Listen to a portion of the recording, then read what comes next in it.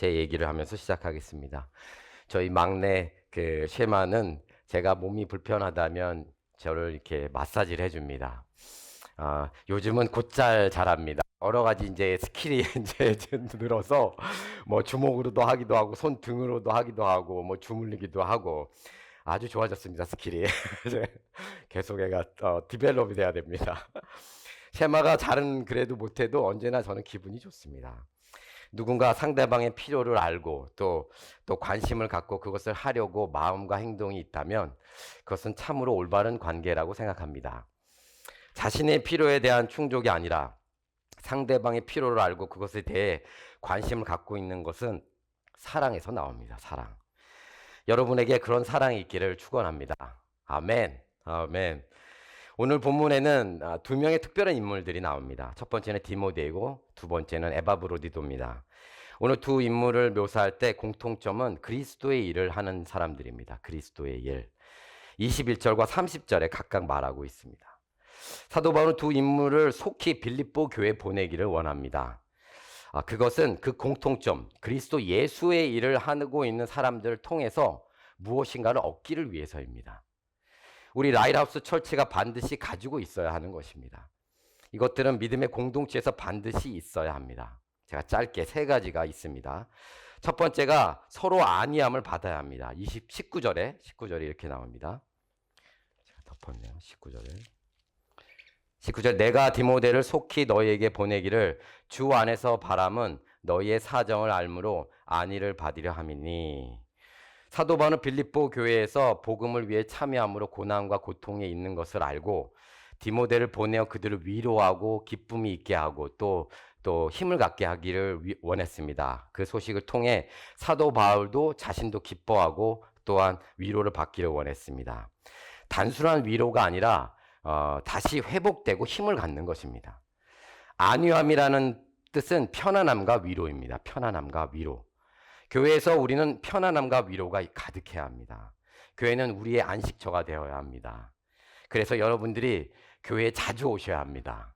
일이 끝나면 집에 먼저 가지 말고 그 교회를 향하는 마음이 넘쳐서 교회에 오셔야 합니다. 그럼 제가 문을 열어놓겠습니다. 그 마음이 있으셔야 합니다. 두 번째는 기뻐함으로 근심을 덜어야 합니다. 28절에 그러므로 내가 더욱 급히 그를 보낸 것은 너희로 그를 다시 보고 기뻐하게 하며 내 근심도 덜려 함이니라. 에바브로디도는 교회를 섬기며 바울의 사역을 도운 자입니다. 일을 하다가 그런데 죽을 병에 걸렸습니다. 근데 하나님이 그를 살리십니다. 그를 치료하시고 그 소식을 알려주기 위해 사도 바울은 그를 교회에 보내기를 원합니다. 기쁨은 근심과 함께 할 수 없습니다. 우리는 기쁨으로 인해 근심을 덜어내야 합니다. 교회에 기쁨이 있어야 합니다. 맛있는 음식으로도 기뻐하고 또한 무엇보다 복음을 위해서 사역함으로 기뻐해야 합니다. 그리스도의 생명을 나눔으로써 기뻐해야 합니다. 그 기쁨이 있기를 바랍니다. 그리고 세 번째는 섬기는 일로 부족함을 채워야 합니다. 섬기는 일로 부족함을 채워야 한다. 30절에 그가 그리스도의 일을 위하여 죽기에 이르러도 자기 목숨을 돌보지 아니한 것은 나를 섬기는 너희의 일에 부족함을 채우려 함이니라. 섬기는 일은 언제나 자신의 일에 초점을 두지 않습니다. 즉 자신의 유익을 구하면 상대방의 유익에 관심이 없습니다. 상대방의 기쁨을 위해서 자신을 돌보지 않고 섬기는 것이 교회의 부족함을 채우는 방법입니다. 상대방의 기쁨을 위해서 자신을 돌보지 않고 섬기는 것이 교회의 부족함을 채우는 길입니다. 자신의 시간과 에너지를 쓰면서 교회를 섬기는 여러분들이 되어야 합니다. 그럴 때 교회의 부족함이 사라지게 됩니다. 채워지게 됩니다. 그것이 교회에 반드시 있어야 합니다. 우리 라이트하우스 교회가 서로 평안함과 위로가 있고 또 기쁨으로 근심을 이기고 또 자신의 유익이 아니라 상대방의 유익을 바라보며 위에서 서로 채워주는 교회가 되기를 축원드립니다. 아멘. 오늘 이 두 인물은 모두 그리스도 예수의 일을 하고 있습니다. 그리스도인은 반드시 그리스도의 일을 해야 합니다. 그리스도인인데 그리스도 일을 하지 않으면 그리스도인이 아닙니다. 이것이 중요한 것입니다. 저번에 말씀드린 것처럼 이것이 구원의 증거를 나타냅니다. 구원의 증거. 그리스도 예수의 일은 무엇일까요? 우리가 생각하기에 어떤 선한 일, 뭐 또 남을 구제하고 돕는 것들, 그것도 좋습니다. 중요합니다. 근데 그것에만 있지 않습니다. 이런 부분은 그리스도 일에 포함되어 있습니다. 그것이 목적이 아니라는 것입니다. 여기에서는 예수님께서 이 땅에 오신 이유를 알아야 합니다. 요한복음 10장 10절에 이렇게 나오죠. 내가 온 것은 양으로 생명을 얻게 하고 더 풍성히 얻게 하려는 것이라. 마태복음 20장 28절에도 인자가 온 것은 섬김을 받으려 하는 것이 아니라 도리어 섬기려 하고 자기 목숨을 많은 사람이 대속물로 주려 함이라. 예수님께서 이 땅에 오신 것은 우리를 구원하시기 위함입니다. 여러분들이 아주 잘 알고 계십니다. 고린도전서 10장 33절에 이렇게 나오죠. 나와 같이 모든 일에 모든 사람을 기쁘게 하여 자신의 유익을 구하지 아니하고 많은 사람의 유익을 구하여 그들로 구원을 받게 하라. 많은 사람의 유익을 구하여 그들로 구원을 받게 하라. 오늘 본문에서도 디모데와 에바브로디도의 공통점 중에 하나는 두 분 다 자신의 유익을 구하지 않습니다. 이것은 그들이 구원을 나누기를 원하기 때문입니다. 그러므로 그리스도 예수의 일은 생명의 구원입니다. 예수님이 이 땅에 오신 이유가 우리가 해야 하는 사명이기도 합니다. 우리 라이트하우스 처치의 사명은 예수 그리스도의 빛을 세상에 비추어서 어두운 세상 가운데 생명의 빛을 드러내고 나타내고 누리는 공동체가 되어야 합니다. 우리는 이 사명을 따라 그리스도의 복음을 나눠서 많은 영혼들이 참된 생명을 얻도록 해야 합니다. 성령의 인도하심을 받은 빌립보 교회가 이제는 일어나서 빛을 발하는 라이트하우스 철치가 되어야 합니다. 그러기 위해서 예수님을 따라가야 합니다. 예수님을 따라가야 합니다. 오늘은 그리스도 예수의 일이라는 주제를 통해서 그리스도 예수의 일을 하기 위해 가장 중요한 것이 무엇인지를 알기를 원합니다. 그것이 우리에게 무슨 유익이 있는지에 대해서 말씀을 증거하겠습니다. 그래서 오늘은 재물이 많은 청년의 이야기로 가겠습니다. 재물이 많은 청년, 마태복음 19장입니다. 거기에 보면 재물이 많은 청년이 예수님께 찾아옵니다. 그래서 예수님께 묻죠. 무엇을 해야 영생을 얻습니까? 라고 묻습니다. 영생은 여기서 구원입니다. 그랬더니 예수님이 계명을 지키라 라고 합니다. 그랬더니 그 청년이 제가 어렸을 때부터 계명을 모두 지켰습니다 라고 답변을 합니다.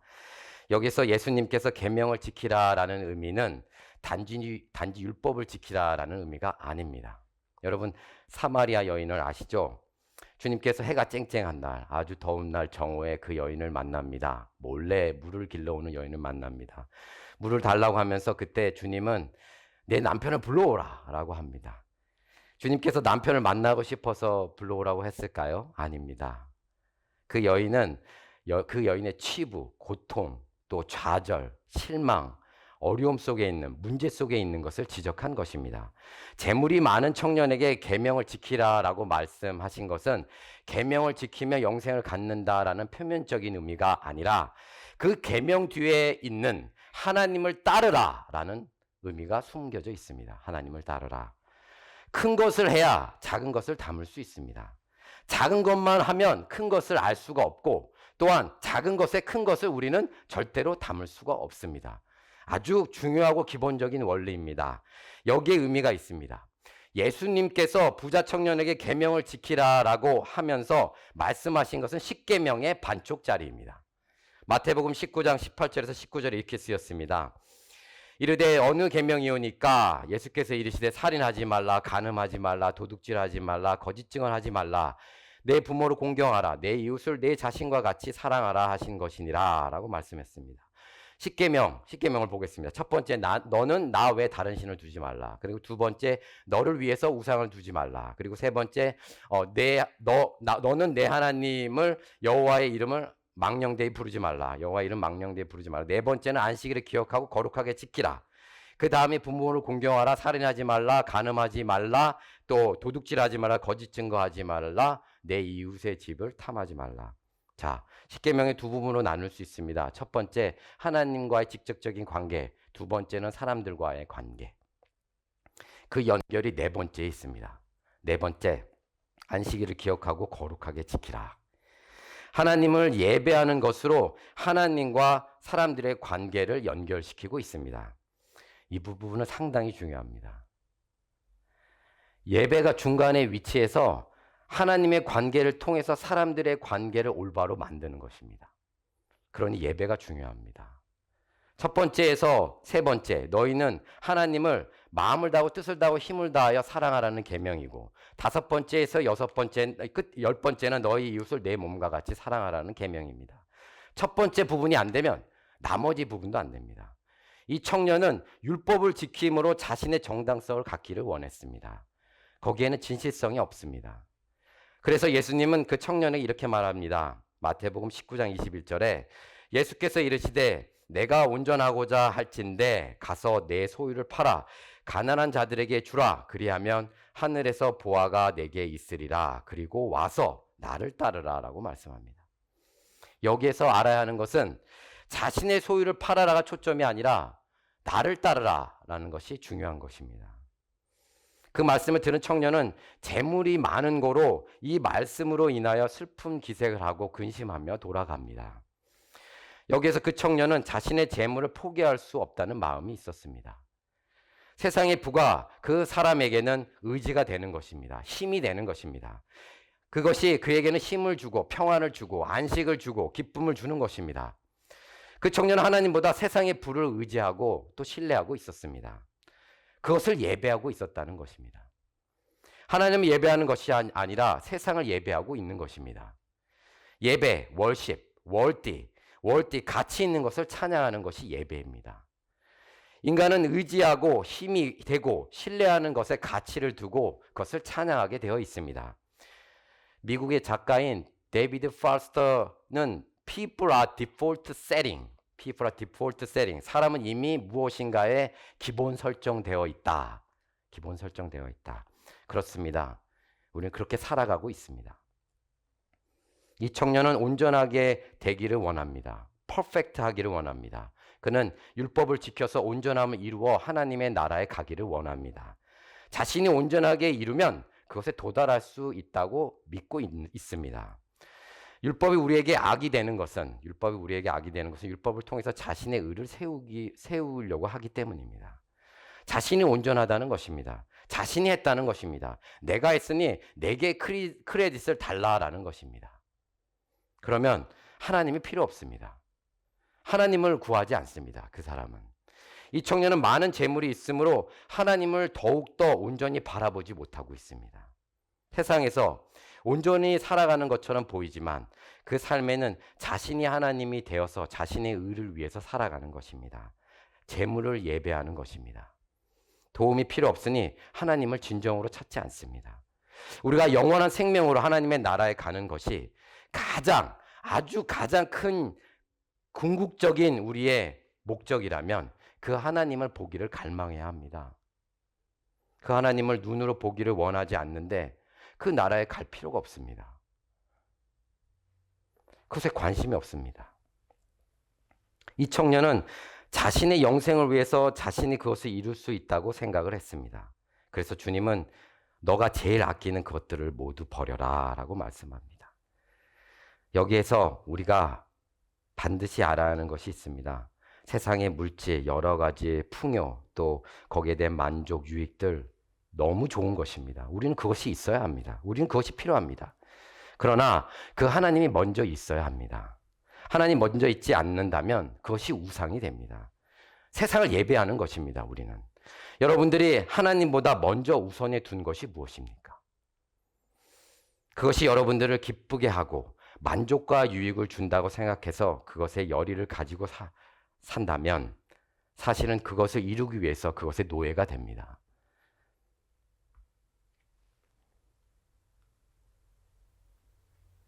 언제는 너무 바쁘게 일을 하다가 보면 제가 일을 하는지 일이 저를 시키는지 헷갈릴 때가 있습니다.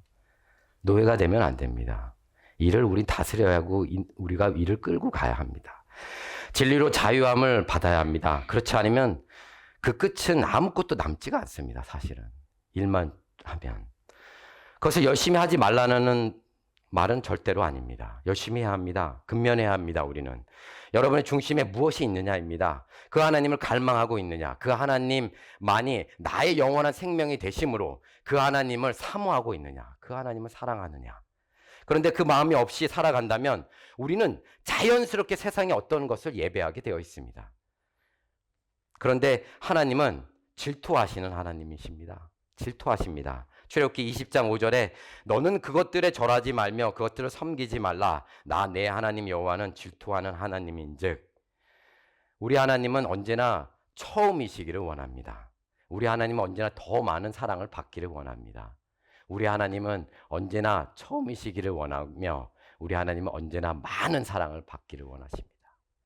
마태복음 10장 37절에 아버지나 어머니를 나보다 더 사랑하는 자는 내게 합당하지 아니하고 아들이나 딸을 나보다 더 사랑하는 자도 내게 합당하지 아니하며.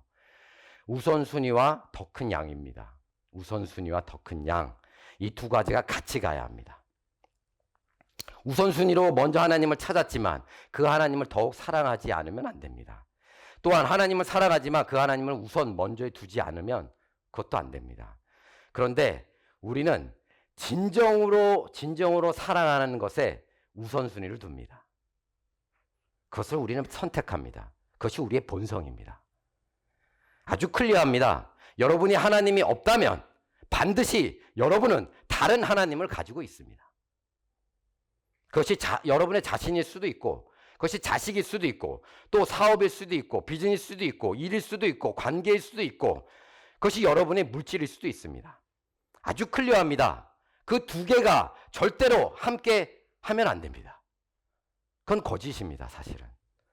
야고보서 4장 8절 이렇게 말씀하죠. 하나님을 가까이 하라. 그리하면 너희를 가까이 하시리라. 죄인들아 손을 깨끗이 하라. 두 마음을 품은 자들아 마음을 선결하게 하라. 이 청년의 마음에는 두 마음이 있었습니다. 그 하나님이 우선순위에 있지 않고 하나님보다 자신이 가지고 있는 재물을 더 의지했습니다. 그 하나님이 자신의 삶을 책임지고 돌보시고 인도하신다는 마음이 없었습니다. 하나님을 제쳐두고 하나님의 나라에 가려고 하는 것입니다. 결국 이것은 자신이 하나님이 되는 것입니다. 그러나 주님께서 No, no, no. 모든 것을 버리고 나를 따르라. 내가 너를 인도하고 또 내가 너의 필요와 도움을 채우고 내가 너의 하나님이 되리라 라고 말씀합니다. 내가 너의 하나님이 되리라. 그것이 예수 그리스도를 따르는 삶입니다. 그리스도인은 그리스도의 것입니다. 우리는 헷갈리면 안 됩니다. 자신이 하는 행동들이 의로움으로 가면 안 됩니다. 예수 그리스도를 빼고 구원은 없습니다. 그것은 우리에게 불가능합니다. 우리가 완전히 죄를 안 짓고 산다고 말한다면 그것이 벌써 우리가 하나님이 되는 것입니다. 의로움, 정당함, 온전함, 또 죄가 없는 삶을 산다면 우리는 하나님 필요 없습니다. 그 사람은 구원이 필요 없습니다. 그 사람은 우선 벌써 구원을 받은 사람입니다. 그런데 그런 사람은 이 세상에 아무도 없습니다. 예수 그리스도를 빼고 자신의 완전성을 주장한다면 그것은 죄입니다. 그리스도인은 자신이 얼마나 처절한 자임을 아는 자입니다. 자신이 얼마나 처절한 자. 그런데 나는 나름대로 괜찮다. 나는 오케이, I'm okay 라고 지금 생각하신 분이 있다면 다시 원점으로 가야 합니다. 그리스도인은 죄의 고백과 용서로 시작했습니다. 자신의 죄로부터 해방될 수 없다는 것을 알고 하나님께 간절히 용서를 구하면서 시작을 했습니다. 우리에게 죄에 대한 해결 방법이 있습니까? 없습니다. 우리에게 예수 그리스도가 없으면 구제될 방법이 없습니다. 이 세상에 하나도 없습니다. 불가능합니다. 나는 나름대로 찾아보겠다라고 생각하면서 열심히 살면서 구원을 포기하고 짧게 잘 먹고 잘 살겠다. 죽음 뒤에 영원한 삶을 불이 타오르는 곳에 고통과 슬픔과 이를 가면서 살 수는 없습니다. 지옥의 가장 끔찍한 점은 이것이 영원하다는 것입니다. 한 시간이 아니라 우리의 인생이 아니라 영원합니다. 그곳에 있어야 합니다. 그러면 여기에서 하나님은 사랑이신데 하나님 우리를 사랑하신다고 하는데 왜 그러냐라고 질문을 한다면 그 질문은 거짓입니다. 그 질문의 의도는 하나님의 사랑을 알고 하는 것이 아니라 아예 모르고 자신이 하나님이 되기를 원하는 것입니다. 하나님이 사랑이라는 표현으로 자신의 의를 세우려고 하는 것입니다. 우리는 그러면 안 됩니다. 하나님은 의로우신 분입니다. 그 의로움을 나타내기 위해서 예수 그리스도께서 이 땅에 오신 것입니다. 반드시 하나님의 의로움을 깰 수는 없습니다. 의는 일방적인 것이 아니라 관계적인 것입니다. 관계적인 것. 하나님께서 우리 편이 되어 주시고 우리가 하나님의 편이 돼서 하나님을 섬기며 하나님을 믿고 신뢰하는 것입니다. 그 안에 의로운 관계가 형성됩니다. 의로운 관계까지 가야 우리가 믿음이 있는 것입니다. 하나님은 반드시 양방향을 의롭게 하십니다. 올바로 하십니다. 구원의 길이, 하나님의 구원의 길이 정당성을 가지고 있어야 하고 하나님께서 구원하는 그들도 담대히 구원의 길을 걸을 수 있어야 합니다. 그것이 십자가입니다. 하나님의 의가 필요한 것은 우리의 죄에 대한 값을 지불했다는 확인입니다. 확인. 예수의 죽음으로 우리에게 자신의 의를 세우시고 예수의 죽음을 믿는 자에게 하나님이 그의 믿음을 의로 여기는 것입니다. 그 사람을 의로운 자라고 하지 않습니다. 그 믿음을 의롭다라고 합니다. 무슨 말인가요? 우리는 죄인입니다. 자신이 죄인이지만 그 하나님이 구원하셨다는 것을 믿고 신뢰함으로 우리가 가야 한다는 것입니다. 이런 말을 하죠. 그는 의리 있는 사람입니다. 그는 절대로 배신하지 않는 사람입니다. 라는 말을 합니다. 하나님을 믿고 있다면 하나님을 신뢰함으로 그 하나님을 버리지 않고 그 하나님만 우리가 섬기고 그 하나님을 믿고 신뢰해야 합니다. 그것이 믿음입니다. 그 믿음으로 구원을 이루는 것입니다. 조금이라도 믿음을 다르게 생각하면 안 됩니다. 그 믿음은 하나님을 따르게 합니다. 그 믿음은 우리의 모든 것을 희생하게 합니다. 믿음은 그래서 사랑으로 연결이 됩니다. 왜요? 아깝지 않기 때문입니다. 영원한 생명을 갖고 있기 때문입니다. 그 믿음이 생긴 것은 그 하나님의 사랑을 알고 있기 때문입니다. 제일 중요한 것이 하나님을 사랑하게 되면 반드시 자연스럽게 하나님을 따라가게 됩니다. 여러분에게 질문이 있습니다. 하나님이 당신을 사랑하신다는 것을 알고 계십니까?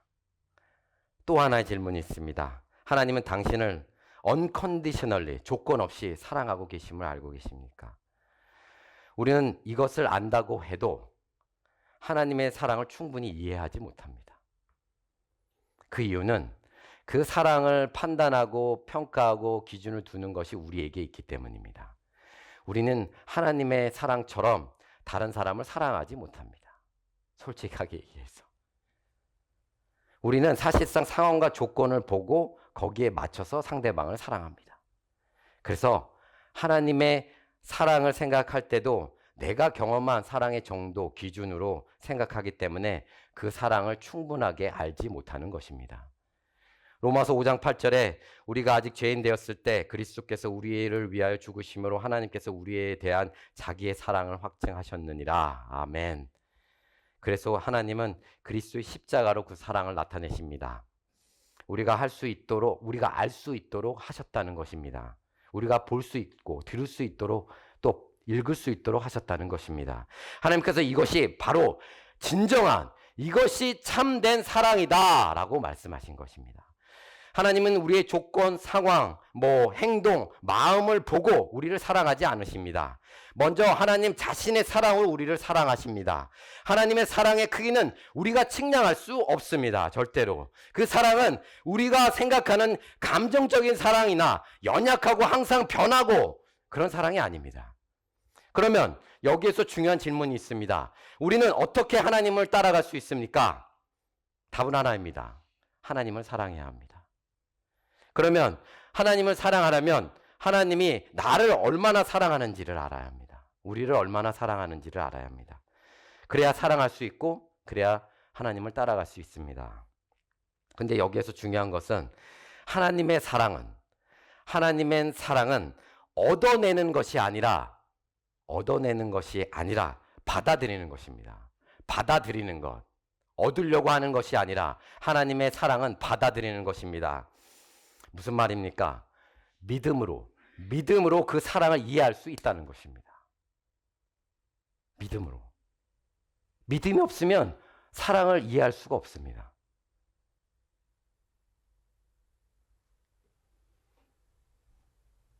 나는 하나님을 사랑하는데 믿음이 없다. 이건 말도 안 되는 것입니다. 저는 믿음이 있습니다. 하나님을 사랑합니다.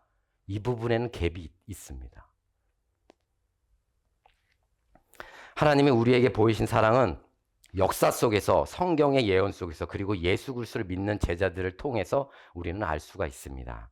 그것을 듣고 배울 수 있습니다. 실질적인 사실에서 제자들이 증언을 했으며 그 사랑으로 그 제자들은 모든 인생을 그 예수 그리스도의 믿음을 위해서 삶을 바칩니다. 그 사랑을 전함으로 요한을 제외하고 모든 사도들은 죽음을 선택합니다. 순교합니다. 사도 바울이 빌립보 교회 디모데와 에바브로디도를 보낸 이유는 하나님의 사랑 안에서 하나가 되어서 섬김과 기쁨을 넘쳐서 그 교회를 바로 세우기 위해서입니다. 우리는 매일 많은 죄를 짓습니다.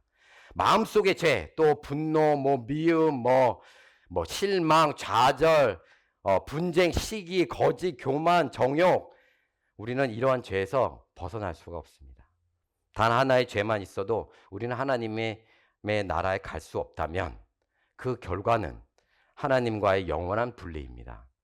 지옥에 가기를 원하는 사람은 아무도 없습니다. 그러나 사람들은 그곳의 존재를 무시하거나 죽으면 모든 것이 끝나는 거야, 이 세상이 다인 거야 라고 생각하면서 그것을 외면하기를 원합니다. 그것이 자신에게 더 편한 것입니다. 그것이. 왜요? 그 근본은 우리 자신이 하나님이 되기를 원하기 때문입니다. 주님께서 베드로에게 내가 너를 사랑하느냐라고 묻습니다. 그렇죠? 그 사랑은 아가페 사랑입니다. 이 사랑은 단순한 사랑이 아니라 자기 목숨을 바치는, 죽을 수 있는 희생적인 사랑입니다. 그 사랑은 예수 그리스도께서 보여주신 십자가의 죽음입니다. 그래서 베드로는 어떻게 대답하지요? 내가 너를 사랑하느냐라고 질문해 다른 사랑의 단어 필레오를 말하면서 주님을 사랑한다고 말합니다. 이 필레오는 우정의 사랑입니다.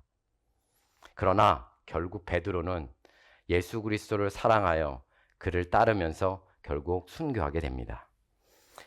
사랑은 느낌이 아닙니다. 사랑은 행동이며 또 결단입니다. 우리가 생각하는 사랑은 감정적인 사랑입니다. Feeling, I feel it. 기분이 좋은 것입니다.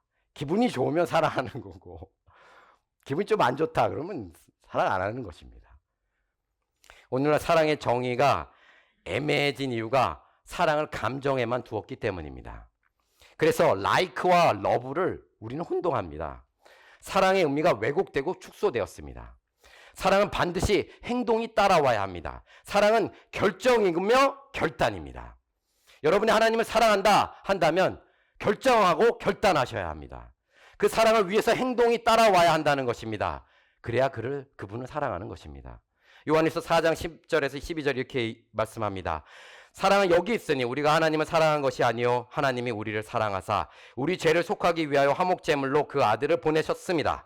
사랑하는 자들아, 하나님이 이같이 우리를 사랑하셨은즉 우리도 서로 사랑하는 것이 마땅하도다. 어느 때나 하나님은 본 사람이 없으되 만일 우리가 서로 사랑하면 하나님이 우리 안에 거하시고 그의 사랑이 우리 안에 온전히 이루어지느니라. 사랑 안에 두려움이 없고 온전한 사랑이 두려움을 내쫓나니. 사랑은 감정이 아닙니다. 훈련과 성숙이 필요한 기술입니다. 훈련과 성숙이 필요한 기술. 사랑은 관심과 책임과 그리고 서로 아는 것이 필요합니다. 이 필요한 것을 계속적으로 해야 합니다. 믿음의 공동체에서 그리스도 사랑 안에서 그 사랑을 보여주며 경험할 때 우리는 그 하나님의 사랑을 온전하게 알고 누릴 수 있습니다. 그래서 두려움이 없는 삶을 우리는 살 수 있습니다. 어느 누구도 자신의 육체를 사랑하지 않는 사람은 없습니다. 그렇게 그리스도께서 교회를 사랑하십니다. 자신을 버리고 우리를 구원하시기 위해 교회를 세우신 그 사랑을 알아야 합니다. 우리는 우리 자신의 사랑으로 하는 것이 아니라 예수 그리스도의 사랑으로 나를 위해서 자기 자신을 버리신 그 사랑 안에서 서로 사랑하는 우리가 되어야 합니다. 하나님을 사랑함으로 하나님을 온전히 따르는 여러분들의 삶이 되기를 축원드립니다. 아멘.